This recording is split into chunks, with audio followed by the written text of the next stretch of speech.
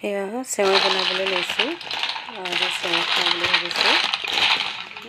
সেয়া মই এতিয়া ইয়াত অকণমান ৰিফাইন দিলোঁ। ৰিফাইন দিয়াৰ পিছত এইখিনি ভাজি অকণমান ৰঙা হোৱালৈকে ভাজিব লাগিব। ভাজি লোৱাৰ পাছত এইখিনিত মই ইয়াত গাখীৰ দিব লাগিব যে সেইখিনি গৰম কৰিছোঁ আৰু এইখিনি গৰম কৰিব লাগিব।